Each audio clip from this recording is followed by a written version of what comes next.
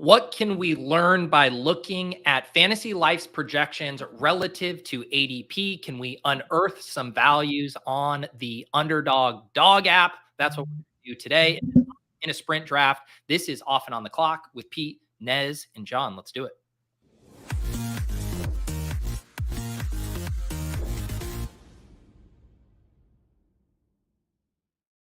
All right, here we go. Often on the Clock. Was it last week? Did we have a show last week? I can't even. Everything's blurring together for me now. Did we have a show last week? we did. What did we do? We tried to look at exposures last week, and then we ended up getting like buried into like micro conversations, and looked at like we talked about like two exposures in total. But it was a good one. And then we finished a draft. I think John and I did a draft without you. It was the last time that we were to land a plane without you. And John thought we crashed it. You thought we landed. That was a big reveal. We forgot that we were supposed to tie a bow. It had Adam Thielen on it, but structurally I couldn't, poke any holes in it. No, it just feels like we live so many best ball lifetimes, even within a week, because it was when we were on the show that I believe Underdog had launched the 10-second clock Schnauzer drafts. That was like why we were on the show, right? Last week. That was like the day after. I think. Was it? Yeah. I heard you mention. Okay. I heard you say this on the show, and I was like, I don't think it was. I could have sworn people in the chat were talking about the Schnauzers when we were live, but I just like black out. Yeah, but those were fun. Did you? How many did you get done? Because I ended up getting all 60. No, not to brag. Holy cow! I mean, that is a huge brag. No, I can't even touch that. I got 4 of the 4, 3, and 1 in. So no, I could not keep up with you, but man, I loved it. Like, I'm sure I'm not alone that there are so many times where I have 20 minutes for a draft, but not 45. And then if you get in a slower, regular 30-second draft, that can be 50, 55 minutes sometimes. And so then I just don't commit to it. So being able to know you could rip one off that quickly was just so nice. Yeah. I was telling John, it's kind of hard to put the toothpaste back in the tube. Like, we feel like we need more of those, mini max short clock tournaments, because I mean they just scratch the itch like nothing else. I mean, I would love to see like the chemicals that get released during a 15-second mini Schnauzer. I mean, it would just be. Isn't it one of the like few like just win-wins all around? Underdog gets more handle, right? Like the whole thing with money getting tight. It's like, takes 45 minutes to do a draft. People can do more drafts in a quicker amount of time. They can roll over more rake or whatever, and everyone gets what they want, which is just drafting nonstop throughout the summer. Yeah, no, I mean, I love those specifically because I am I'm gunning for that 1K. I want those 1K drafts. I've got a lot of haters. Guys, people keep saying, the more I talk about it, the more I sound like it's an impossible task.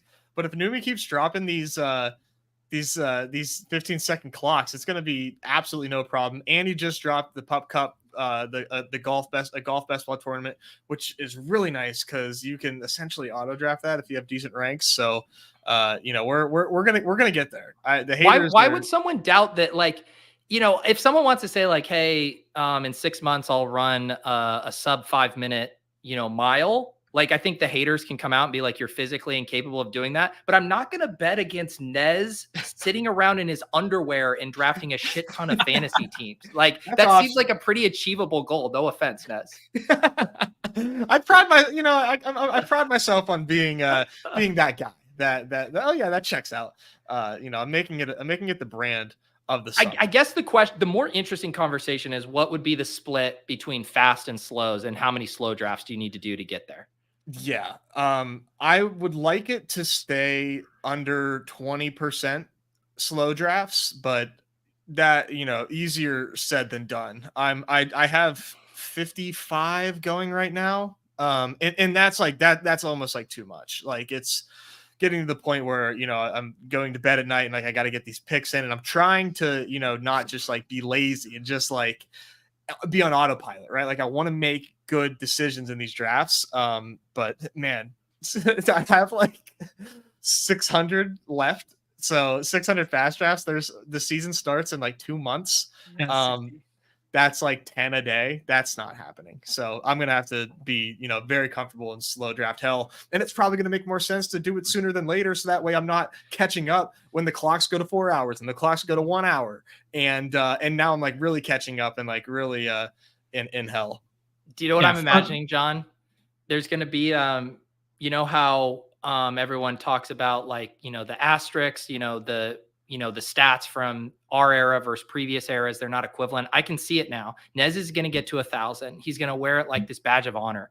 Next year, it's going to be more standardized that the flagship tournaments have 10 and 15-second clock options. People are going to be able to ramp up their volume of drafts. Someone's going to do 2,000, 3,000. And Nez is going to be talking about era adjusted draft volume and how these new kids, it's not comparable to what he did back in the great 2024 era. I mean, I see it. I mean, this has got Babe Ruth versus Barry Bonds stats debate written all over it for the future. Nez could be the LeBron you could be the Michael as to the LeBrons of the future, Nez. Draft inflation is coming. It's coming. It's good. It's good for the brand. It's good for the business. But let's not forget about what I did in summer of 2024. Well, I mean, I think that's a good way to just tie a bow on it, because we had this conversation at length yesterday, Pete, like between the two of us, even though it sounded like I was scuba diving the whole time. It's kind of hard to listen to. I tried to listen to a little bit of that back there, but out of the 3 clock options and what we've been given and stuff, Hayden's asking like what's officially become our favorite and whatnot. And I think the 10 was a little quick. And I'm speaking specifically to best ball because we clarified yesterday that the dailies is completely different because you want to be doing multiples at a time in the daily streets. And I think 10 or 15 would be too quick for position-based sports. Positionless like NBA, we could have a conversation about that. But speaking specifically to best ball, where have you guys found is the sweet spot? What do you think your favorite would be? Are we going to be old heads and stick with the 30? I think it's so funny too, because I've never been like a multi-table guy with best ball. I've done it like out of just like pure experimentation or out of necessity, accidentally, with a stream draft, getting in one before it filled, yada, yada. I like doing one draft at a time. Like that's just me in general. I found the 15 to be perfect. I think sometimes with whether it's if you're on mobile, and I know some people sometimes even like the refresh lag on the 10 seconds, like you kind of want a 1 to 2 second buffer. And so sometimes that 10-second clock felt like 7 or 6 in reality. So I liked having the 15. I thought that was the sweet spot, but I'm also not a multi-tabler. Like I could understand if some of these multi-tablers were like the 20-second is the perfect, because then I can do 2 or 3 and then have the slightly extra time, yada, yada. But 15 was the sweet spot for me. Yeah, I say 15 too. 20 was nice. Like I think 20 was like my favorite to personally, but for like realistically, if this was going to continue, I do think it would need to be something that is like more of a difference than, because 20 is very similar to 30, but like still quick enough. 15 is nice because it's like, the workflow, going back to the corporate roots here, the workflow for 15 seconds is you get the notification, you click it, and then like 1 second later you get the vibrate, and it's like, okay, like here we go. But when it was 10 seconds, the input lag was like immediately like 7 seconds, make your goddamn pick. But right. If you have like, I had ranks basically set up to set me up for a 0 RB build and positional limits to set me up for a 0 RB build as well, that if I did miss a pick, it didn't really bother me. And plus it was a $3 draft. I'm just counting this as, money toward my goals of the 1K. So it worked out fine. But I mean, doing a BB, if I had the option for 15 or 30 in BBM, I think I would still probably opt for 30. Like, I'm not so sure that the ask and the demand is there for it to be like added into BBM necessarily. I'm not sure if you agree or not.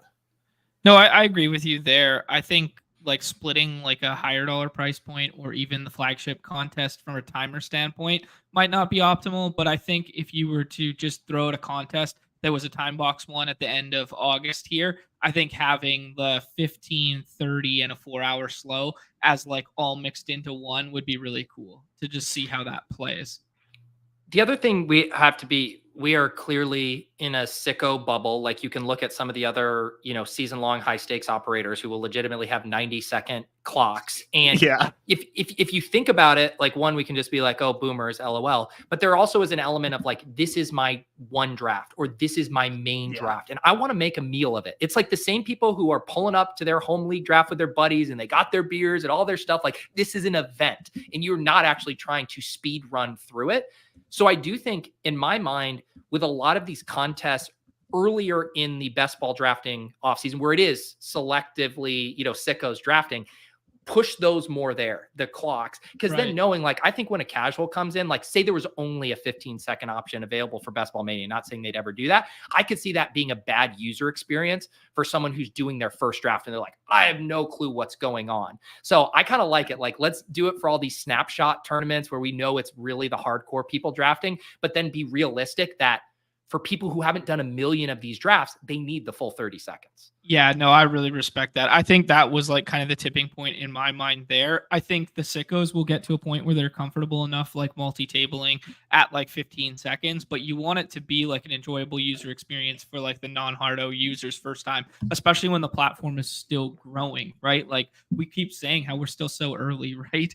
One thing that I really like the idea of is total like cumulative time to spend on picks. So if like everyone was allotted like a 5-minute, like there's a lot of poker tournaments that do that as the new norm. Because like if you look at the trajectory of like what happened with online poker, it was like, okay, 20 seconds to act is like way too long. People are milking the blinds and whatever in a tournament. So let's make turbo tournaments. And then turbo tournaments were like 10 seconds to act. And then they were like, hey, let's have additional time banks or no time bank tournaments. And then the pushback was always like, well, some of these decisions are worth way more than like some of these other decisions. So if I want to take a little more time in an isolated spot, I should have the ability to do so. And that's probably pretty true of drafting a BBM team as well, right? Where it's like one of these picks is going to be way more defining than just clicking the guy at ADP for you, right? So I think like maybe a cumulative one where it's like, how many seconds would be allotted to, you have like 180 seconds. I just did the math on this. Okay.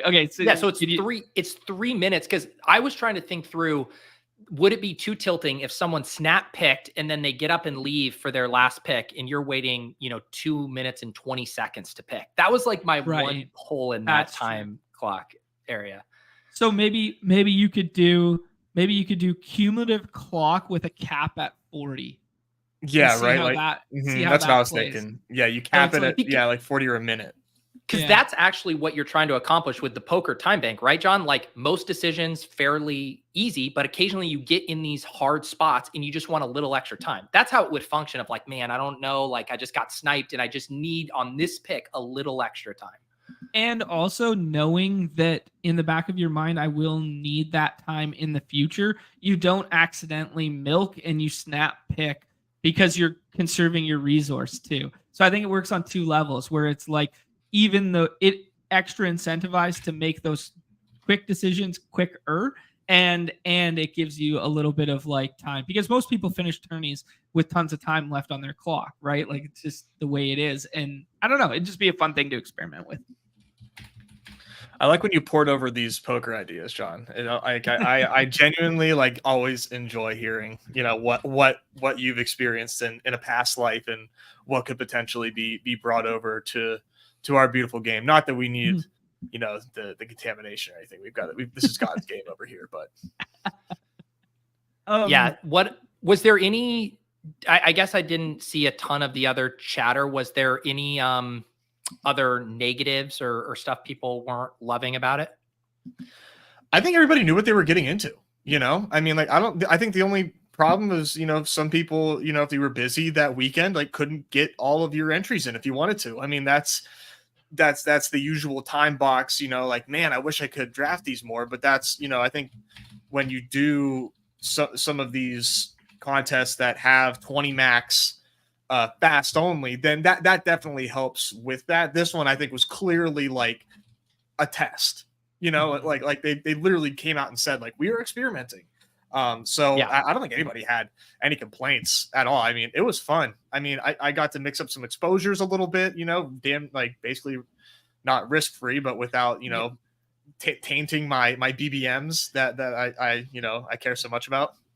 And I think too, one of the other things is I like when the contests do have, I know it's not possible, like the flagships need to have both option, but I like when it's like all slows or all Yes. exclusively that. So everyone literally is drafting on the same level playing field. Like we know it's a pretty, big edge if you kind of in these tournaments where everyone did their fast, you pile in the slows right as it's about to lock, and then get like potentially a 2-week information advantage on all of the fast drafters. Like that's a dynamic that this certainly mitigates. That's definitely true of the time box contest. What do you feel about BBM, Pete? Like as the flagship contest, do you think there's any informational edge or decision making edge if you decided to do 150 fast versus 150 slow?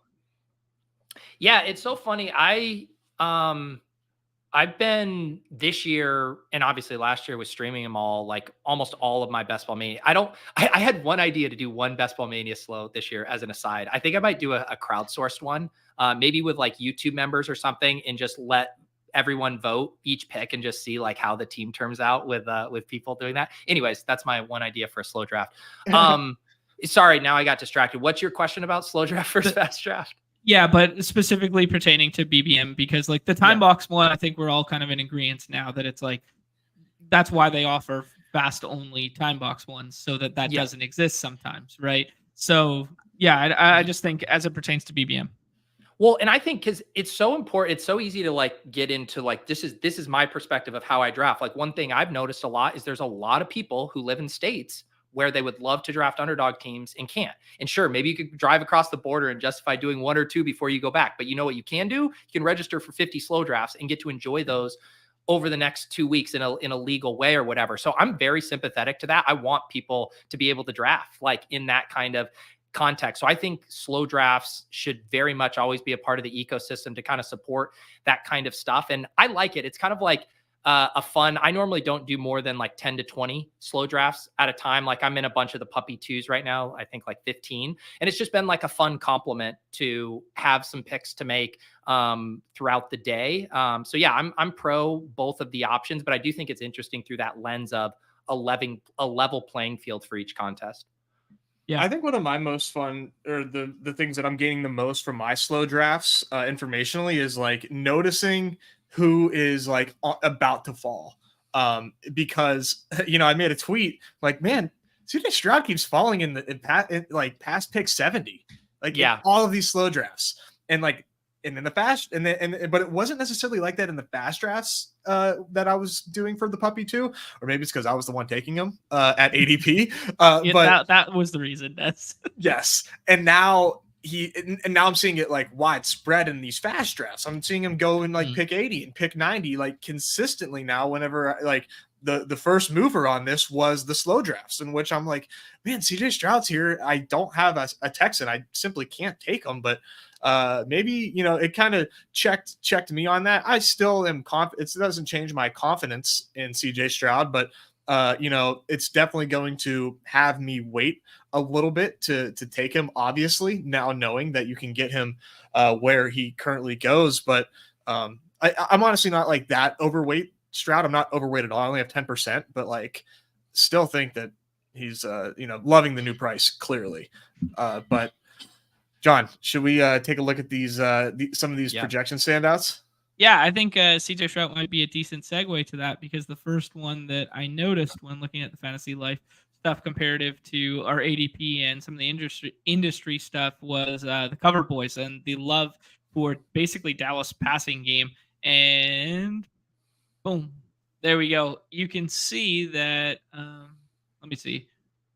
I'll mess around with this so I can get all the names and stuff. But as you can see, I think the best talking point to start here is kind of par for the course with the first 4 quarterbacks. And then all of a sudden we see Dak Prescott, who's quarterback 9 on our site, as their quarterback 5 in cumulative scoring, projected for the most passing touchdowns of any quarterback, ahead of CJ Stroud up there. And I don't know. I think it's a very interesting conversation to have. Just go from there. Go ahead, Pete. No, I was just going to say, I think I've heard a few people too recently mention like, what's the difference between, CJ Stroud and Dak Prescott and why is there such a gap in their ADP? Obviously, you see them here neck and neck projected points wise. To me, it's like fairly obvious why at least the market is pricing up CJ Stroud, because you look at the weaponry he has, and I don't think anyone would take Dak's weaponry over CJ Stroud. So I kind of understand that one. I do think the Anthony Richardson one is probably the most interesting one to talk about. The other ones, though, I think are most interesting through the lens of how stacking dynamics dictate ADP on Underdog, and that ADP is a cocktail of a variety of factors, projections being one of them, but stacking is a part of that cocktail. And I think that's probably what leads to a decent amount of discrepancies. And the third thing would probably just be like asymmetric, like upside and like the range of outcomes. Like that's hard. That's also baked into how drafters view it. But yeah, it's a very fun thing to talk through. Yeah. I think an odd, like maybe not obvious, but a caveat to this is these are just like median projections, right? Like this is not necessarily the way you should be drafting, because obviously, like you said, there are asymmetrical upside cases for people such as Anthony Richardson. I think he's a great example where we all know Anthony Richardson has QB1 upside. I don't think anybody like in their right mind would say that he does not have that type of upside. But obviously, like the median projection is going to, be a little bit more bearish on him. But John, sorry, you had something to. No, I was just going to talk about the stacking one, and I think the stacking one's really interesting in comparing Dak and CJ, because is there any quarterback who is drafted at a frequency tethered to WR1 more so than Dak plus CD? Because who builds Dak without CD? I was thinking about it the other day. You will see, because Ferguson and him go in the same range, you'll see that kind of turn double tap if someone doesn't have a tight end, and they'll kind of be like, all right, I'll do this. But yeah, no, I completely agree with you. I mean, it's the one kind of clean alpha stack that just lines up ADP wise. It seems very easy. I bring it up. So I named this draft. Oh, sorry, I'm sharing the wrong tab now. Forgive me for sharing an isolated team of my own, but I did this one this morning and I called it Nothing Matters, because I went ahead and Dak fell to me at 107 from the right-hand side of the board there. And I just said, fuck it, I'm going to try and build a Dak team. And it was top of mind because I was looking at these projections before the show. And I was just like, I'm going to build a Dak team that has then a little bit of a reach on Rico on that side of the board and a little bit of a reach on Brandon Cooks on that side of the board. Because I was thinking through it, like obviously the passing game projects well, and so much of that will be tethered to the fact that CeeDee Lamb is going to be popping in their projection as well. But I was just kind of like, man, who's doing this with Dak? And I think that's why his ADP falls so much more than Stroud. Whereas you guys, the stacking dynamic with Stroud is you got to dodge at least three guys in front of you, or someone who might get creative and do exactly what Pete alluded to with the Dak plus Schultz, or Dak plus Ferguson does it with CJ plus Schultz, right? Exactly. Yeah. Yep. Yeah. It's definitely like the competition of like trying to stack CJ first, but everybody's, getting more and more ballsy and playing chicken, more and more with that. I think these QB projections are interesting. I don't think they're like the most interesting conversation point here, but I do think that like the Purdy projection, like I think is one of the biggest standouts here. Being straight up over Anthony Richardson is pretty nuts, and I think definitely makes me excited to keep pounding Deebo Samuel in the second round, and then like trying to stack him up with Purdy. That has me excited. And then Jaden Daniels over Jordan Love. I know they're pretty close in ADP. That had me really surprised. That is surprising, because especially you would say, all right, you can, like, if you were just trying to be like, all right, what's going into these projections holistically that's pushing Anthony Richardson down, you would think those same macro factors would be pushing Jaden Daniels down, right? Like a guy we have questions about how they're going to be as a pocket passer, maybe some questions about the weapons.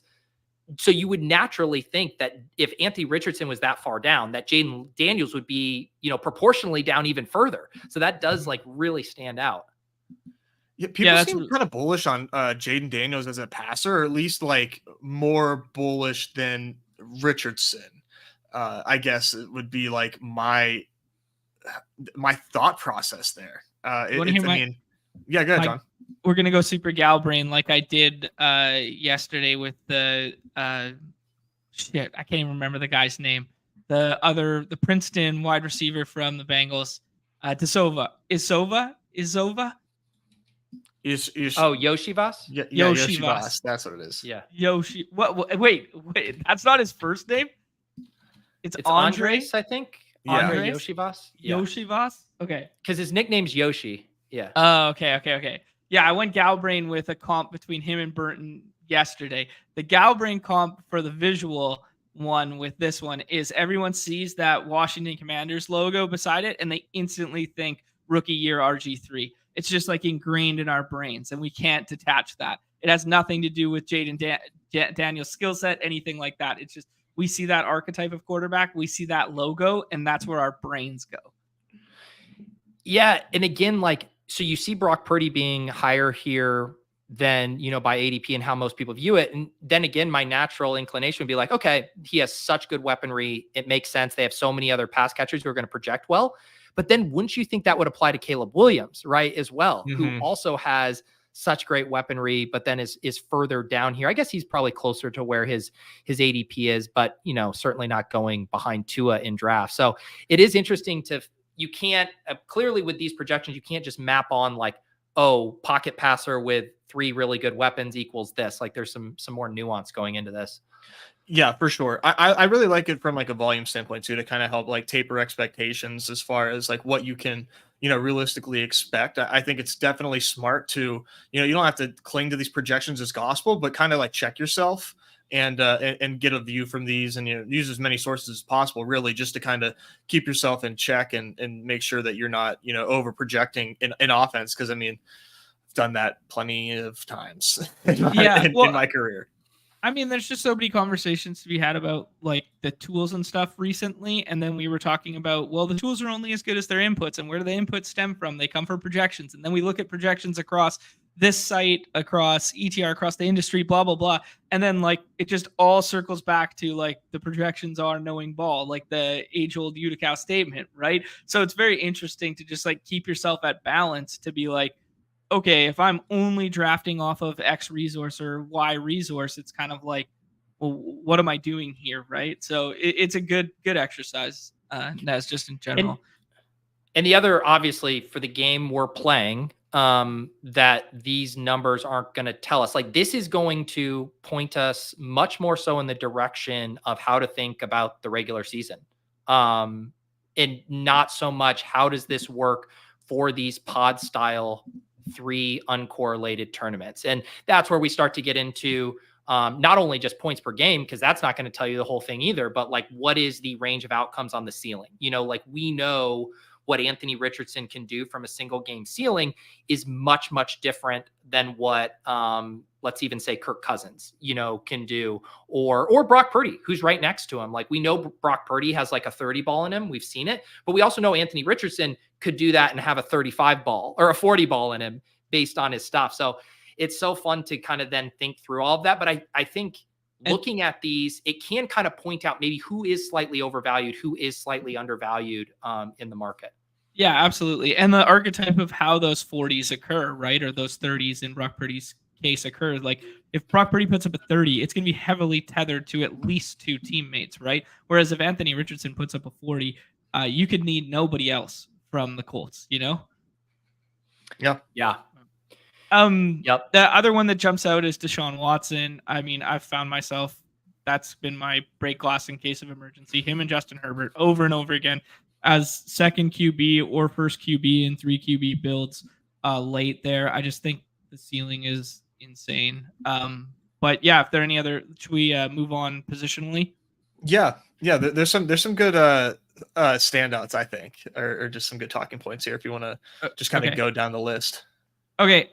What I'll do before we do that is, guys, I think we want to pivot today and try and hop in a sprint and fill one on stream. We want to do more of the sprint drafts, and I think the best way to do it is while on stream. So I think to help get it filled, I'm going to just hop in right now and then just see where we're at, and then people can kind of like trickle in. We need 11 more spots. Yeah, okay. All right.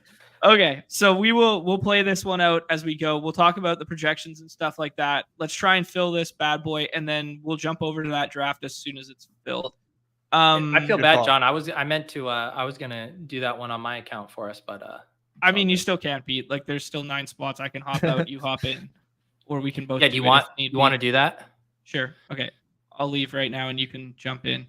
8 more spots, 7 more spots. We're good. All right, I'm in. Okay, Cool.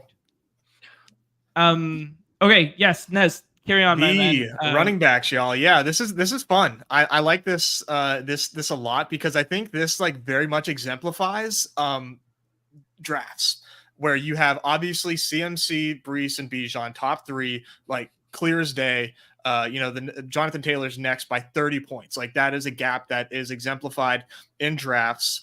And then that next tier from Jonathan Taylor all the way down to I think James Cook is an entire tier. And it feels like that in drafts as well. I mean, the separation from so Jonathan Taylor and Jahmyr Gibbs are like kind of like their own tier. But if you look at just paint a more clear example, Jahmyr Gibbs down to James Cook is like a 15-point difference, and I mean that's like 10 backs there, maybe more. I didn't necessarily count them out, but when you are in draft, I mean, to me that just feels very much on point with the way that these rooms have broken out. But that Joe Mixon being running back 6 definitely has me a little scared. Now, granted, like I said, the separation between Mixon and Cook is not very large, but the fact that he is 6, I think checks out. Like we expect this offense to be good, but I mean, I don't think that, like, it makes me want to get more Joe Mixon for sure. And him being over Kyron, I thought was like a big surprise, but I can understand where that projection is coming from. Granted, like the workload concerns with Kyron versus like Joe Mixon, just going to absolutely farm expected fantasy points because he sucks. This did fill, by the way, guys. Cool. Okay, perfect. I put it in the hopper there. Okay, cool. I will. I just because I don't want to. We should circle back to the projections in these running backs, but I do just because we are hopping in a sprint. I see multiple people in the chat wanting kind of a primer on the sprint. And it does seem like if these questions are a reflection for like why the lobbies are slow to fill, like to me, the selling point of the sprint is twofold. One, I don't think you need to think about these drafts that much differently than you would a Best Ball Mania draft. The only difference is you're thinking about correlation over 3 weeks and not in a specific given week. So week 17, Arizona versus the Cardinals, versus the Rams is not worth any more than their week 15 matchup. And so instead of putting a premium on one of those or 2 of those, if you're a week 16, bro, you're still just thinking about the correlation there because it is a 1 through 14, just like it is in BBM.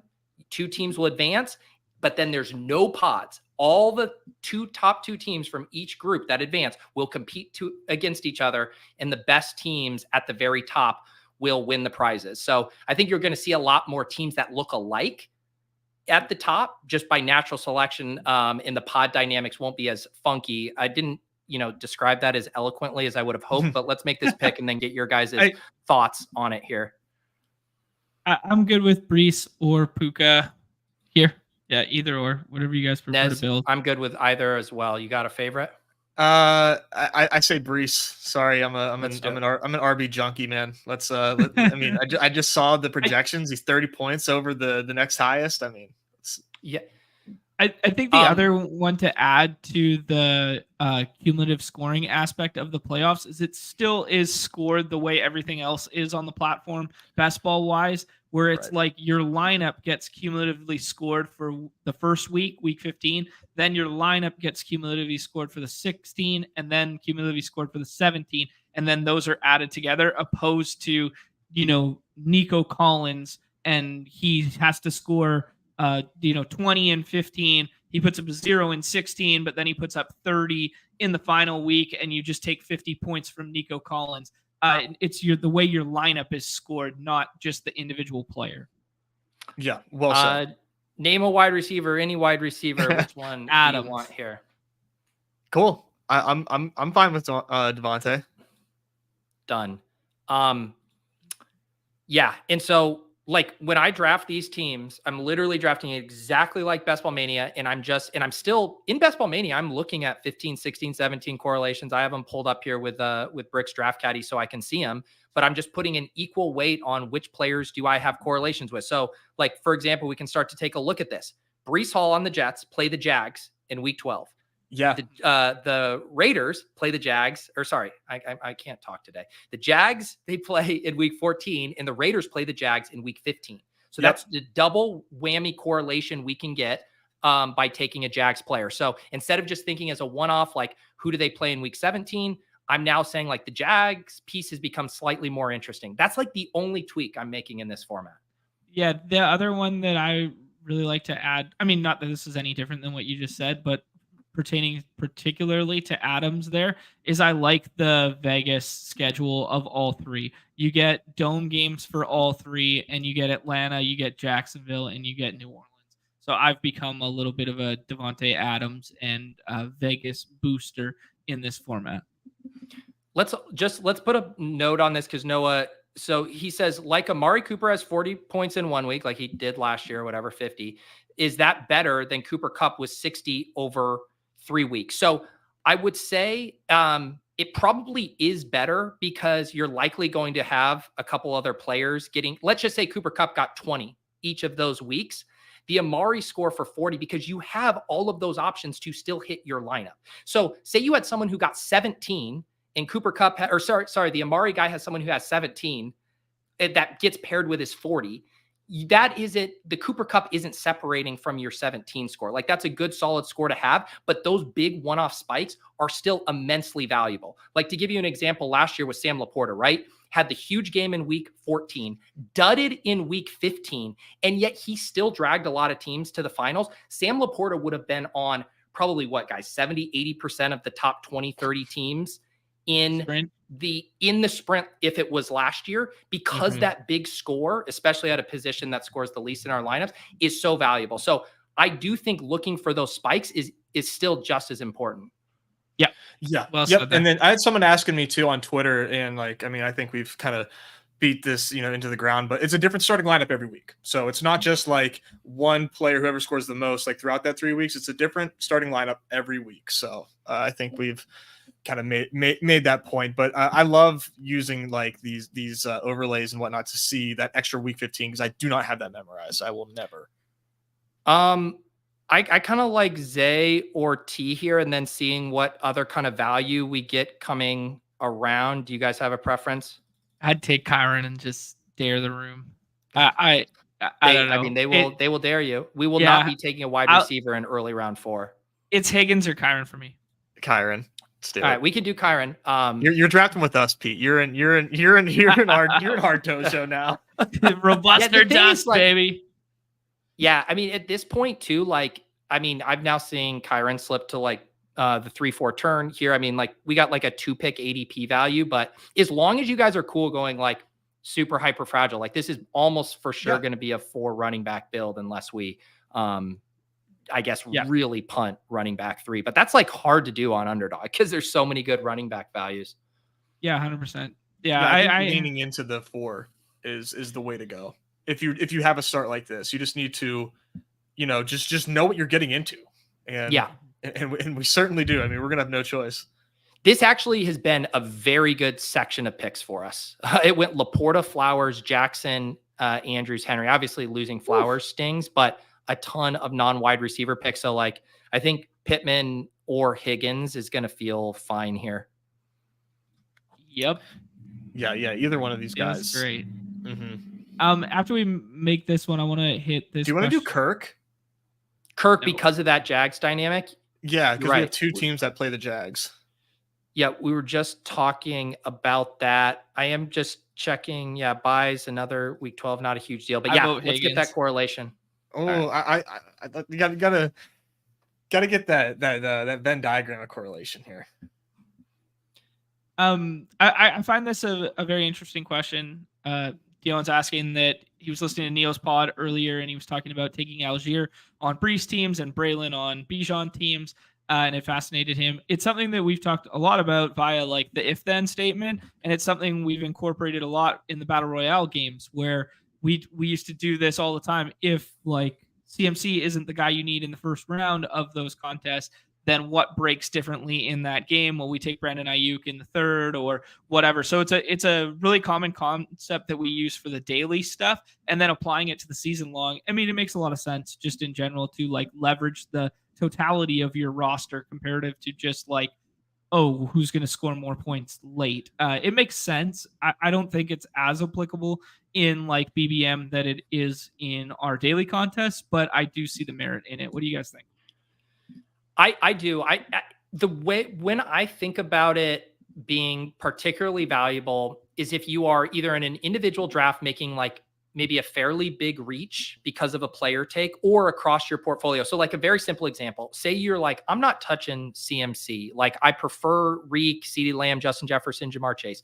I don't even think that's that outlandish of a take. I don't want to do it. But if I were constantly taking those guys ahead of CMC every time, I would want to be clicking a lot of Eli Mitchell because you're saying, how can I double whammy this bet that CMC fails? Maybe he fails and Eli Mitchell isn't the guy. Okay, that's possible. But it's more than likely that if you are such a smash correct on that take, it's because he probably got hurt and someone else is taking over. And then you get the double benefit. You have your first round pick and like a new like fringe RB1, RB2 that you got in the 17th round. Love it. Yeah. I think it's a very smart way to play. I just wanted to kind of, because we were talking about these projections here, just wanted to give a little shout to Christian Kirk, who by the Fantasy Life projections, wide receiver 20, and that's a 10 spot difference positionally. Wide receiver 30 on Underdog, wide receiver 20 per projection. So that was like one of the larger standouts, especially, given the, where he's at on the board, because obviously some other standouts, Sean, you talked about Brandon Cooks, huge standout here.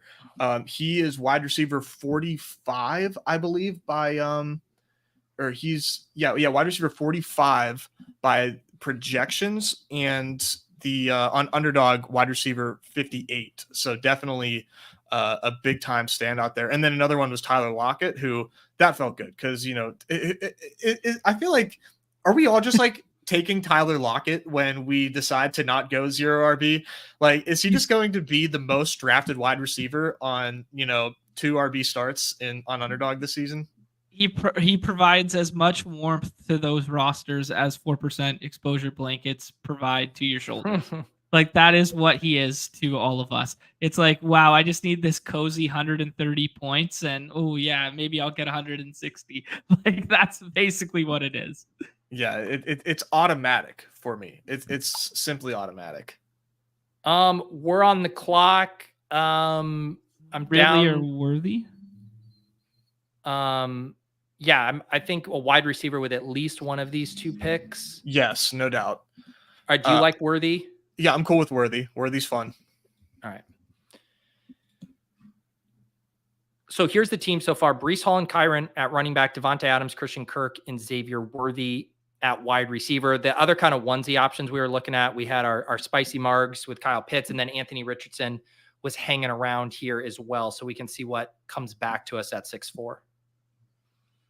If Cleveland doesn't have a very strong secondary, that could be a fun Week 15 matchup between KC and Cleveland. I hope that Cleveland has a bad secondary because, man, that I got so much Miami Cleveland going. Just honestly, like I don't even try.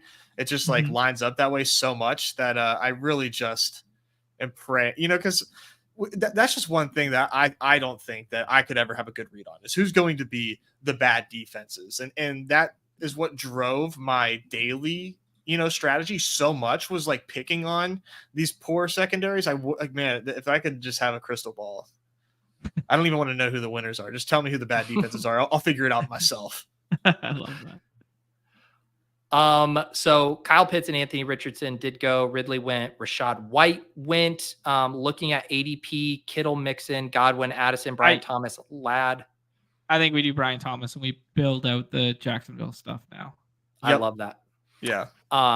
One other note I was going to mention for people with the sprint. So because it is, even though I said I'm approaching it nearly identical to how I approach a BBM, it is a different contest with different user IDs. So if you're uploading rankings, it's a different ranking set. Like you can't upload your BBM ranks to this contest, which also means the ADP is different. And there's been some, arbitrarily different, ranks in here. My thesis was like in one of the early drafts, Josh Allen went like 101, and now his ADP has been like pulled up for a long time. You can see here his ADP in this contest is 29.4, which is much higher than it is in BBM. So I think, again, even just drafting off your BBM ranks in this, which I just said you can't directly upload, but you get what I'm saying, is a really nice strategy. And basically how I set up my ranking spreadsheet, as I am not an Excel wizard. I just use ChatGPT to help me map my ranks over to the sprint format.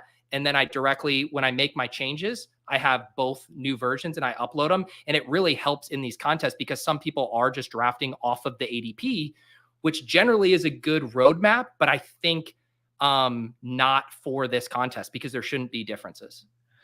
Yeah, it's very funny how stark some of these differences are. I mean, DeAndre Hopkins being even cheaper here. I mean, people, any piece of content you watch now, it's people just like asking the field to adjust on DeAndre Hopkins. Like, can we just like have this like nice little ADP, guys? We don't need we don't need the field to, prove that you guys know ball. But he's even cheaper here, and even cheaper. I've been, doing these weekly winners, on my quest to 1K, and he's even cheaper in weekly winners. I mean, it's crazy to me that he's just where he's available these days. What have been your musings from weekly winners? Are you building out any teams where you're like, hey, this is my all veteran team where I'm going to try to bink it first 4 weeks of the season, or have you not got that gal brain? I mean, not full veteran, but Pete, I just took Zach Ertz. Okay, that's pretty veteran. Yeah, I mean, not like I didn't build the entire plane out of Zach Ertz, but I think, as us being the scroll the F down guys, that, like, we talked about it last year a little bit, that is like an ultimate scroll the F down contest. Cause like you get, in these best ball tournaments, you need to get to the playoffs to hopefully have that scroll the F down, like truly hit and make its difference. Put it in, weekly winners. You have weeks 1 through 17 for that unique piece that you have that others don't, to potentially crack your lineup. I really like it because, like, 1,000 drafts can be taxing on the mental. Weekly winners requires like very little, like, because I'm basically doing one QB. I get my one QB, I make sure I stack them, take some guys that are spiky, and enter another draft. Pretty gross spot here. I think a running back click, unless because Jameson Williams now has like a black visor or whatever, you want to take him. No, that's purely a Twitter bit. Another week 6 bye doesn't feel great, but Aaron Jones or Jalen Warren for me, or Najee. John, like obviously. Swift. Okay, let's break a tie. We can do Jalen Warren just because he gives us the little correlation bump there. I also, Swift has been, I don't know for you guys, but I've been clicking Swift a ton in even the early hundreds. I've been getting him in my like slow drafts and stuff. So I've been Warren is, definitely the sexier of the picks for drafters right now. So I've been pushing Swift and then getting him at a value. Like it. Guys, I almost forgot. Oh no, never mind. Sorry, we knew what we were doing. Apologies. Go ahead. I don't know what your guys' thought process is here. Like, it's kind of unfortunate that Copper took Jonathan Brooks because I think he fits this roster so well. Like, just like that extreme outlier ceiling potential for late season impact with like 2 stud running backs. I'm not sure I would have shut it down at 3, but shutting it down with 4 with Jonathan Brooks would have felt really nice. But who do you guys think, like, archetype wise here? Like, if there's another running back here, do we take it and then we just shut it down, or do we go like the Brock Bowers double stack route? Yeah. My thought is the running backs will have available at 105 isn't that different. Like the Brian Robinson, Javonte. To me, like I love Brock here just to give us some upside, and we already have the correlation on the Raiders being better than expected. But anything else you guys see? No, I really like it. And that playoff Nope. schedule for this contest just feels so good. Yeah, they get if you want to forecast who could be a poor team too, it's well they have the 3 dome games, right? With Yeah. well, they're at home against the Atlanta Falcons, sorry, and the Jags, and then at New Orleans. So yeah, 3 dome boners there is awesome. And I think the Saints are probably, if I was to pick a team live to have a pretty weak secondary. Well, Yeah. maybe not. The Saints are always tough, man. But I just feel like the wheels are gonna fall off this team like very soon. When I made my schedule video, and we're more talking about it through the lens of being schedule agnostic and just leaning into correlation regardless, but looking at the best schedules, like the 2 for me, there was 3. It was the Raiders with those 3 dome games, and then it was the 2 Florida teams, the Bucs and the Jags, because they play all warm weather games. They don't have the full dome schedule, but very unlikely there are weather concerns there. So stacking up the Jags and the Raiders in this format is a very fun little cherry on top. And then also just to circle back on like the Jonathan Brooks stuff, I agree 100%. John, I have a video that's going to post later tonight on the Deposit Kingdom channel where I'm looking, I think I mentioned this last week that I was working on it, the players who are discounted for either like suspension reasons, talking about Rashee Rice, and then for injury concerns. And I think Jonathan Brooks is kind of a really unique because he's getting kind of a double penalty, one kind of the landing spot not being what everyone hoped it would be, but then also because of this slow start idea. And I think the thing that's awesome about both Rice and Brooks, and my kind of conclusion in the video, is that they both fit on virtually any build. Like, yeah, Jonathan Brooks can be your first running back in a 0 RB room and give you that late season upside you need to compete versus the anchors, or he can be your 4th running back in a hyper fragile build because you need a guy who can actually score 25 and hit your lineup over the other studs you've already drafted. Like, how are we going to get him in our lineup over Kyron and Brees? He better be capable of dropping a massive game. And so I think Brooks is a target in a ton of builds. But then for this one, I kind of like that we kept one running back pick in the chamber, because I think at 105, 112, even 129, I think we could get our 4th. And now this gives us just slightly more flexibility here. Yep. I do think that I think that's the secret, or not the secret, but like the key to like embracing the 2024 version of Hyperfragile is, waiting, like stretching out that 4th and final RB as long as you can, because it's, this is a pretty much like it's a brand new landscape for running back, obviously. So we can really, get creative with that one. Some options here. I'm going to put Shaheed in the queue. We're building out this, this stuff with correlations. He also gives us another backdoor stacking option because we're probably going to get shut out of a lot of QB targets. But any other things I'm missing here? Palmer or Shaheed for me. I don't Shaheed. like. I'm not going to pound the table for Palmer, but I like both of them. Yeah, let's do Shaheed just because the next pick is made for us. Yeah. Yeah. I like the outs that Shaheed gives us. I don't draft a ton of Shaheed, but this is like the perfect spot for it, where we're getting all the correlation boosts. We need another wide receiver because we're going hyper fragile here, and he gives us a quarterback out. I don't know if I use easy sheet too much, or if like we're just in lockstep. That's brutal. That is brutal. Stacking quarterback. Unstacked ahead of ADP. You are J Loco. Don't you think I'm J Loco? Yeah. I thought we were safe, man. I should have known. That's okay. Rough. It's totally fine. 3 quarterback build. We'll land the plane. That was gross though. This is where my mind goes. Leave the light on for Nick Chubb in this build. That's the we're putting the fragile and hyper fragile. Well, and that's why, I wonder if we need to keep building out stacks. Like if this is like Judy. Yeah. Yeah. We get a little correlation there. Yeah. Week 15 with KC, but again, it's just give us stack outs. Give us another out. Yeah. And I'm pretty fine with those Deshaun 3 QB teams, with Deshaun being the first, but that's just me right now. I don't know. I want to go back to the Jonathan Brooks one for half a second here. Yeah. Just like, I can't. maybe it's not going to come from our community because we kind of know what we're signing up for with Jonathan Brooks, even though we think he's like crazy talented and stuff, but we know that the production's going to be backloaded. But I can see like the home league bro crowd like screaming at their TVs. Like we go week 1, Carolina, they go, hey, this is offense is going to be new. We got the quarterback whisper in here. We just signed and drafted all this new wide receiver talent. We got a brand new running back. And what do they do on the first 4 plays from scrimmage or 3 plays? They just run Miles Sanders for $4.5 million ass into the back of their offensive line 3 times. Then the whole Twitter timeline explodes. That is the picture of week 1 Carolina Panthers football.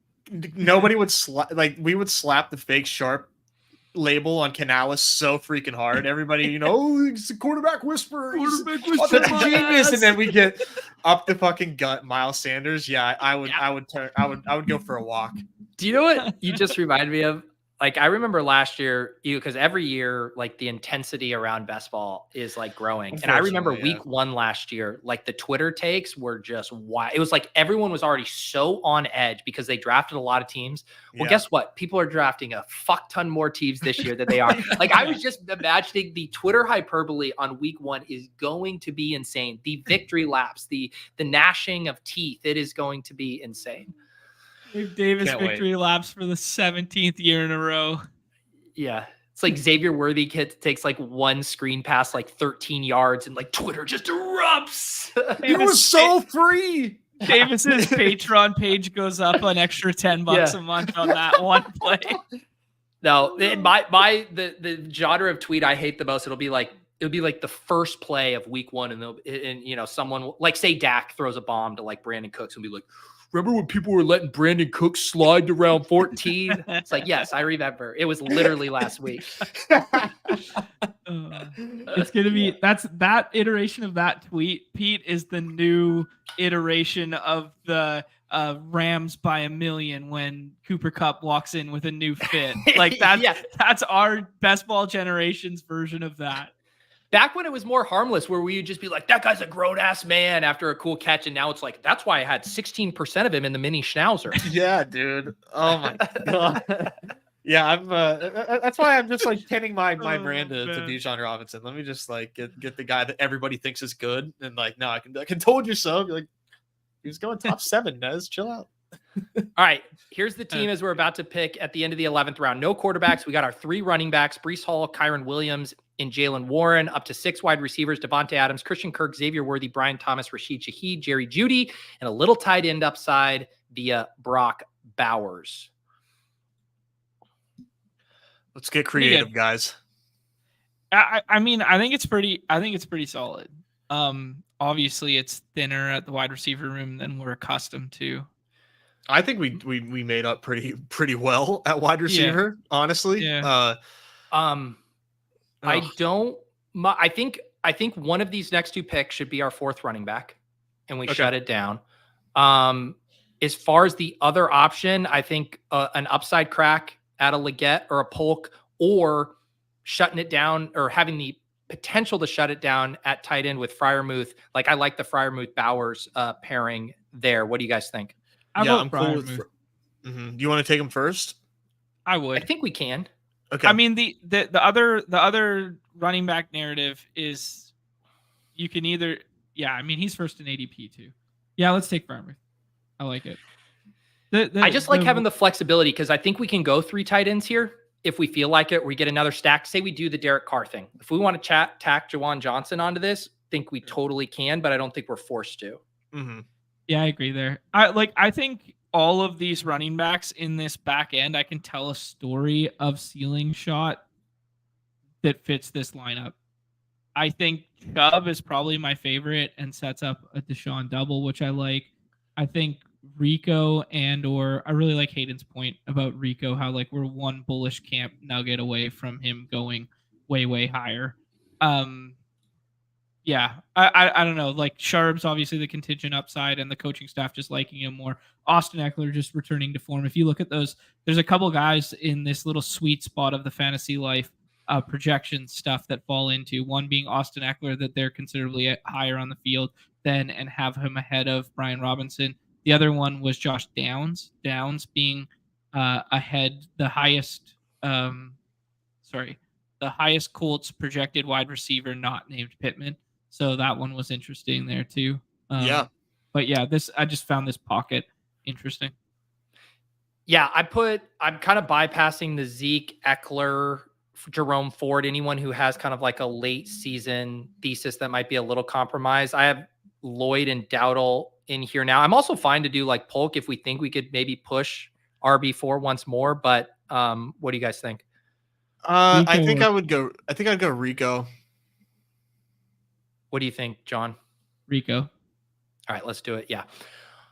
Yeah, I like Hayden crystal ball aside, I think that him usurping Zeke is like that is a way more likely possibility in my opinion than Lloyd usurping Jacobs. Like I think Jacobs has to get hurt for that Lloyd thesis to hit. I don't see how the standalone value would be enough with Jacobs there without injury. And I guess my only pushback would be that, I mean, that's the same for Charbonnet. Like, I think all of these picks here are contingent, and it's just saying, like, if this guy gets in our lineup, how does he get in there? And It's probably like if Lloyd gets in there, it's because Jacobs. It's not because like Lloyd outplays him and is the bell cow. It's because Jacobs gets hurt, and then he's just the lead back in a really good offense. So, yeah, and I think that's the same with Sharbs for sure. Yeah. Ooh, I can't believe Copper didn't take him right there. I'm pretty sure he's his highest owned player and his first 1K exposure player. Who? Lloyd. Yeah, he loves Lloyd. Oh, yeah. He's a cheesehead. Yeah, so we're up to the 4 running backs. Can definitely shut it down here. We'll have how many more picks? We have 1, 2, 3, 4, 5, 6. So 3 of them will definitely be quarterbacks. And then 2 of them will probably for sure be wide receivers to get to at least 8, and then maybe 1 pick to play around with. Agreed. Yeah. That is the reverse engineering of this squad. Yeah, it's tough because like we can't even really set up any other stack that we could set up at this point in time is gonna be really nasty. Adam Thielen with Bryce Young is like the best available stack at this point. And can we, I don't think we need to take Adam Thielen yet again. No, we did not. I won't make us do that. Yeah. Man. I saw Neil pop by in the chat earlier, and I didn't acknowledge his comments and stuff like that. He said he was like looking forward to watching this from the beginning.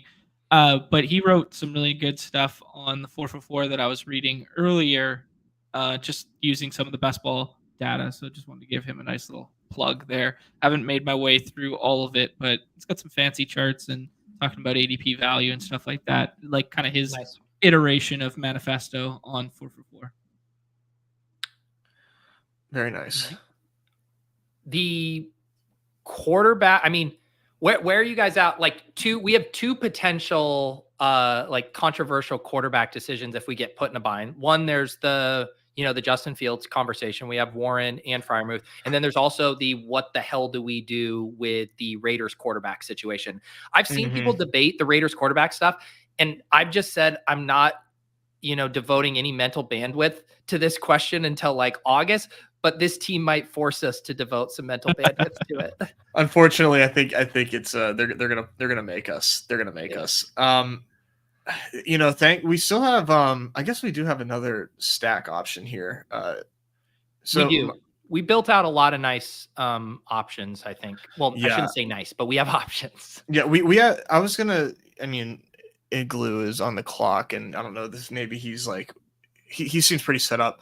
I was going to say, too, maybe like if we wanted to do Wandale and potentially like set us up for Danny Dimes to do like Jones, Watson, Carr, or another option there. I don't think that sounds terrible to me. I don't think so, but I take Watson here. I was going to say, I think we should probably just take Watson. I think it starts to get a little dicey. We have other options to to set up too if we want to. Yeah, we'll grab. We still have the Broncos too. this was my only thought. Like, it's fun to think through the running back tiers for the hyper fragile build. Like, say we did go Jalen Polk there and then went with a Vidal, Jalen Wright, or Ray Davis. I actually don't mind those guys as my RB4 and a hyper fragile either. Yeah, it's definitely fun to, to like, if you have 3 guys that are going to be hitting your lineup almost every week, to give yourself that like high contingency upside out. I think you should definitely be mixing in some of those bets for sure. Yeah. I like how we played it though. And I think, again, locking up this quarterback, now we have plenty of options with how I think, like, ideally this team has Derek Carr, and then we take either like the Fields crack or a Raiders crack. Yep. Good. Is McMillan and Otten gone yet? Otten Millions is still there. No, they're not. They're still available. Those two.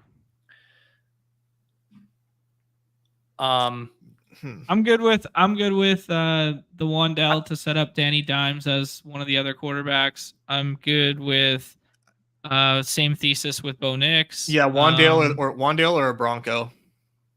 I prefer Wandell. Yeah, I'm heavy on both of these, so happy to just grab Wandell there. Also, a chance that one of the Broncos guys comes back, anyways. Yep. The other. Oh, go ahead. I was just gonna say I kind of want to like Raiders flag plant right now. That well, Antonio Pierce has been there, right? Like, he's been with the organization. They saw what they had in AOC. He had a couple of decent games in like the end of last season, and they still went out and gave like a sizable, in quotations, bag to Gardner Minshew that is, granted, it's back weighted with a team option. So like the first year is, I think, $5 million plus a signing plus whatever. And then the second is like way heavier. It's like 11 or 12. So like it is kind of like a trial year for him, but they gave him like, I don't want to say starter money, but they gave him like enough to replace Jimmy Graham money. And then the fact that the coaching staff was retained and they were the team that's like that, they were the team in place that saw AOC at the tail end of last year, and they still wanted Minshew. I know teams need 2 quarterbacks, and especially in this day and age, but I just kind of think they did that move thinking that Gardner Minshew is going to be their starter for as long as Gardner Minshew can be their starter. I agree. If he starts the season as the starting quarterback, even if he is like playing poorly and like that poor play is going to be bad for your best ball team, like, even because like the only way he's getting benched is if he plays poorly. So even if he does play poorly, like, okay, like there goes your bet there. But if he keeps that job and does an okay job like he has done, as a Colt, I mean, you know what I'm saying? Like, I just think the bet is fine. In my opinion, it's just like whether or not you think that he's going to be the week 1 starter or not. And I'm kind of with you, John. Who's more likely to lose their job by week 17? Danny Dimes or Gardner Minshew? Minshew. Okay. In my opinion. Yeah.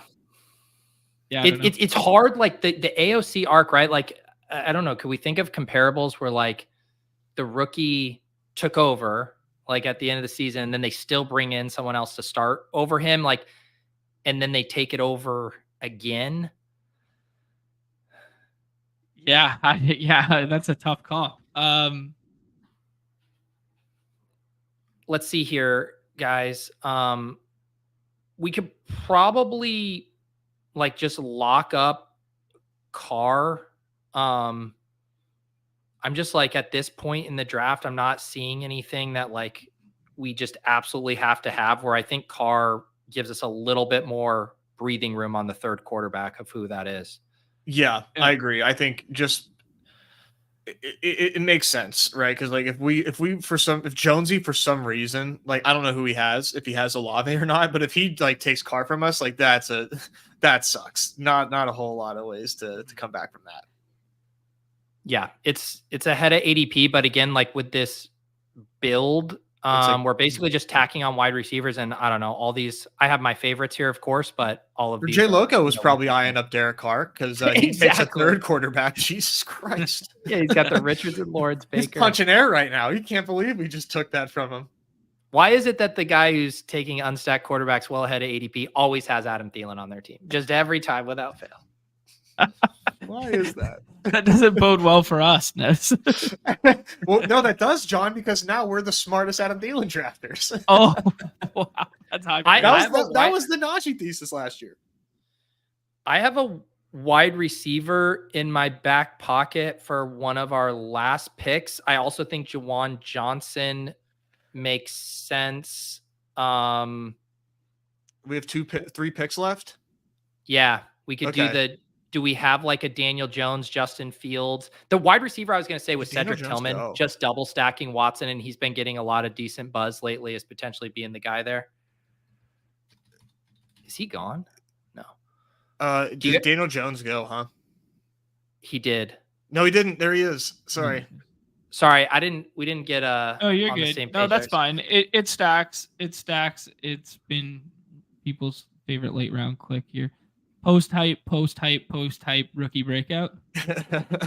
You sound skeptical, John. I thought you would love taking a 19th rounder in the 16th. No, I'm all in on it. I'm fine. I like it because I think Silva just talked about Cedric Tillman, so Silva's back. Silva's back, and I think I heard him mention Tillman. So I'm into it. We need another stacking partner with Watson. Damn it, Copper. Who do you take? Daniel Jones. We have Wandale, right? Yeah, we did do that.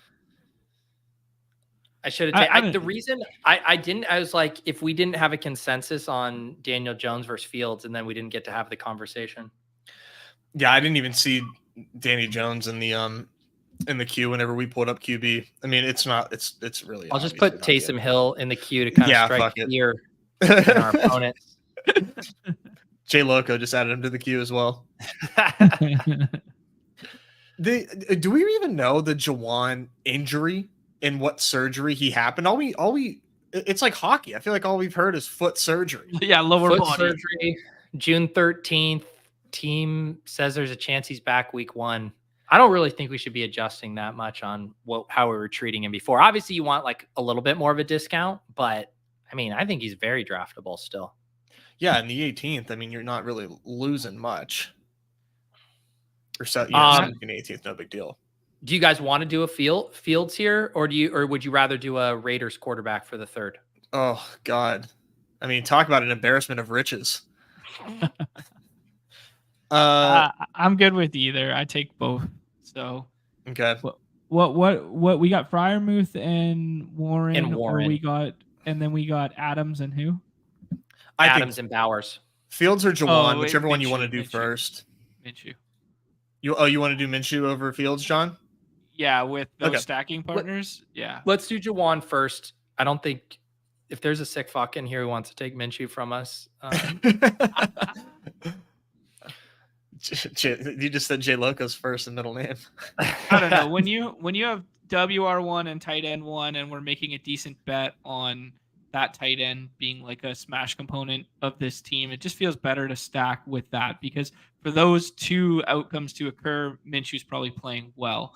Whereas for Warren and Freiermuth to hit, like, you don't really need quarterback play to matter at all. I like that take, John, because a lot of times when I take Bowers, it's very, very, very much not on Devonta Adams. Teams with the thesis being like he's going to eat into that age curve, yada yada. So when they are on the same team, what story is that where they're both hitting in tandem? It's because the offense is just humming and everything's going well. We just need to embrace Gardner Minshew being, our generation's Ryan Fitzpatrick, and we're like, how long can this work? And he just keeps jumping around and he just keeps giving us fantasy viable scores. I mean, that's like really good comp. I would love nothing more, Ness. That is fun. He's got the mustache too. Yeah, he just comes in and he just YOLO slings the fuck out of it for like min salary, like year over year over year for cash game lineups forever. Like, I can't believe the haters try to get in our way of landing this plane, and we still managed. I mean, we're over the intercom saying, yeah, we had a shaky one. Thank you for your patience. But we landed. and we're home. Okay, let's go with like one last Raiders story before we like fully land this thing. I mean, Okay. we're done drafting, but No, I know. okay. I just mean like this is. Let me paint you a narrative here. Sure. At Chargers, coaching staff's not ready yet. They can't figure it out at wide receiver. That's a W. They go to Baltimore. They get kicked in the teeth, whatever. Then they beat the shit out of Carolina. Cleveland isn't who we think they are. Then they go to Denver. Bo Nix ain't it. Now all of a sudden we look up at week 5. Raiders are 4-1. Brock Bowers has already got 300 yards receiving. Devontae Adams has been WR1 twice through the first 5 weeks there versus Carolina and versus Denver. I don't know, man. I like it. That's the most in the weeds story I've ever heard, and I'm here for it. I mean, we got correlation like up and down the board here, guys. I mean, that's one thing that we can hang our hats on is like throughout. If we get this team to the finals, which is like fun to say, right? Like, hey, we advance, we're in the finals. Correlation in 15, 16, and 17 out the wazoo. This thing is what another fun wrinkle to have all 3 of the quarterback. Oh no, sorry, not Watson. Watson isn't stacked up with Njoku, but double stacks for all of them are 4 running backs, and then we even have the Jag stack without the quarterback as well. Shout out Jay Loco. Here's the final team: Deshaun Watson, Derek Carr, and Gardner Minshew at quarterback. Where'd you go on me? And our running backs: Breece Hall, Kyron Williams, Jalen Warren, and Rico Dowdle. Wide receivers: Devontae Adams, Christian Kirk, Xavier Worthy, Brian Thomas, Rashid Shaheed, Jerry Jeudy, Wan'Dale Robinson, and Cedric Tillman. And then our 3 tight ends: Brock Bowers, Pat Fryermuth, and Jawan Johnson. I like this one, guys. I think we did well with what we were given, which wasn't much. The board was not kind to us, but I like the way this turned out. Yeah, me too. I mean, we put ourselves in a tough spot, and we knew we put ourselves in a tough spot by taking 2 running backs in the first 3 picks, right? If we get Trevor Lawrence around that corner on this team, it probably feels a little more comfy because we probably still end up with maybe a 2 quarterback build, but you might end up with a 3 quarterback build where your third is Carr instead of Minshew, so it feels like a less hinging upon the Vegas stuff going perfect for us. But in terms of like playoff correlation, some schedules we like in the playoff window, some upside tight ends that are like a little underpriced comparative to like their ceiling outcome. I mean, this feels really good. Yeah, the only other thing I was looking at that we had a decision on Shaheed versus Palmer. I think it probably would have broke similarly, but if we go Palmer there, then we do get Justin Herbert at probably pick 136. Then maybe that gives us permission to push Deshaun. It would have sent us down a slightly different path. I don't know if Quentin Johnston was gone by the time he came back around, but just an interesting wrinkle there on the Shaheed versus Palmer decision. But considering we were able to get Carr and Jawan, I do like the Saints decision. Yeah, me too. And if we did go with, let me see here. Just want to see if there was any. We wouldn't have even had too much correlation if we went with Chargers. So that would have been just a nightmare to have no correlation whatsoever. I mean, talk about a no. Yes. So I'm glad that we did. I'm glad that we did what we did here. Pete, go ahead. I was just gonna ask, did Jay Loco tack on like Parker Washington or anything like that? No, they did do the Baker Cade, but then Tolbert and Elijah Moore. So just naked T-Law. How about it? And it was well ahead of ADP. I mean, I'm not sure what his ADP is in the old sprint contest, but in Best Ball Mania, he's a 118. So, I think you do what we did, any day of the week, thinking that we were going to still reach on him on our next pick. I was just going to ask Pete, your ship chasing sprint, did that end up surviving? Because I know you had kind of some crazy people in that lobby, didn't you? In the 12 hole there. Oh, it did live. Nice. Was this one? Wait, sorry, which one are you talking about? I thought you did a ship chasing sprint, and you had someone drafting like 3 quarterbacks like Oh, at the start of the draft. yeah. The sprints have all been. I'm looking at my named teams because we've done a couple on ship chasing. I did one with Daniel Raz on Best Ball After Dark the other night. That actually ended up being a pretty clean draft for us. But yeah, I don't know. I think too what Nez is referencing. There's been like these drafts are a little hard to fill, so sometimes you'll get some auto drafters in there. You've also just got people, I think, doing more abnormal stuff than they do in a BBM for whatever reason. And I don't know if that's just like lack of understanding of the format or like what that is, but they've just been weird rooms relative to BBM. Which is generally good.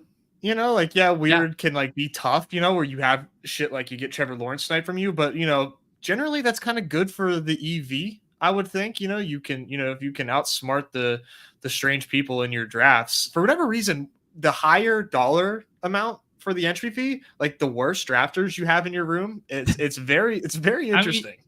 Dude, like I can attest to that with like some of the poker stuff. Is like some of the highest stake games that I ever played in my life were the softest. Like it's just because you get people that don't treat the money like the same, right? Whereas like if you're trying to play like that middling mid stakes tier, well, you get a bunch of guys that are trying really, really hard, right? And trying to stretch their dollar as far as they possibly can. Makes Whereas, sense. Like, the upper echelon stuff. It isn't like I feel. I mean, we've done a few on ship chasing, but even seeing like comments that we kind of hit on at the top, you know, and I'm not like signaling anyone out, but there's like high volume players that aren't aware of like the sprint and how it differs. And it sounds like it's, I think both the price point, right? It doesn't help her or doesn't help that it's $50, but I think people are intimidated by the contest because it's different. And I guess what I'm saying is like, you absolutely shouldn't be. If it's the price point thing, completely understand that, but you don't have to think about this. The reason I was doing a cardio club draft, I was trying to get the sprint filled because that was the selling point. It's like, I don't have to like think about my eliminator brain while I'm running. Yeah. I could just draft how I normally draft. So if that's what's holding you back from the sprint, certainly don't let that be the case. Well said. I'd be happy to spearhead more sprint content if people needed it. I would be, I would love to be those guys. Yeah. And there's some, I think if you want to, you know, if I was starting to build out like, okay, how do I get an edge if I want to devote more time to the sprint? Obviously getting rankings uploaded to kind of take advantage of the disparity. I think that's a start. I think digging into the weeds on the overlapping round robin teams who play each other in the playoffs. Some of those have been publicized for BBM purposes. You know, your Green Bay, Chicago, Seattle, Minnesota one everyone knows about. There's a few others out there. I highlighted a few of those in my schedule video, and I know there's some other, you know, matrices floating around out there. That would be the second thing. And then after that, it's just like, just draft like you normally do. You're correlating, you're trying to build in this late season upside to your teams. And to me, the selling point is like, I'm so excited to have sprint sweats alongside the BBM sweats where, you know, I love the pod dynamics personally, but this will be a fun like companion piece to it of being like, hey, I have this bomb ass team and it gets off to a fast start in week 15. And I'm not just saying like, oh, this is just going to get blown to smithereens in week 16. It's like, no, I have a lead and now I get to enjoy that. Yep. Yeah. It's going to be awesome. Yeah. The sweat dynamic of this contest, beautiful thing. But yeah, I know Nez has to get out of here. I think I need to get running as well.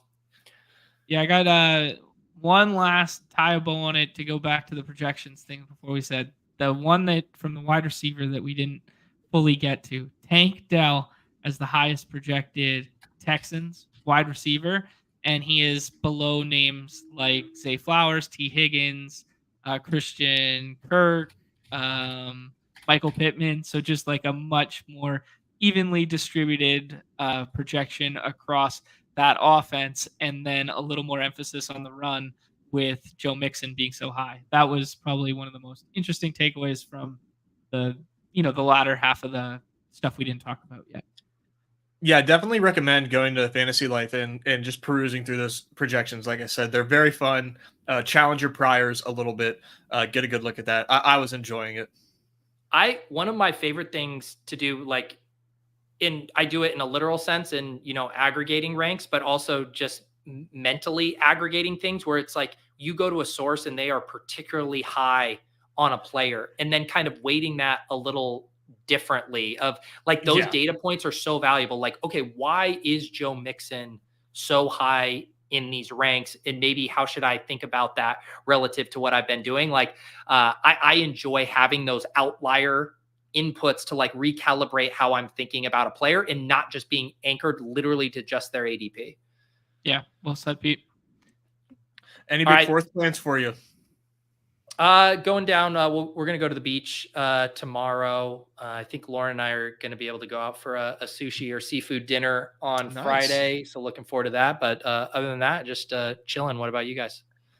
I got my folks coming, so I am I'm off the clock for the rest of the week.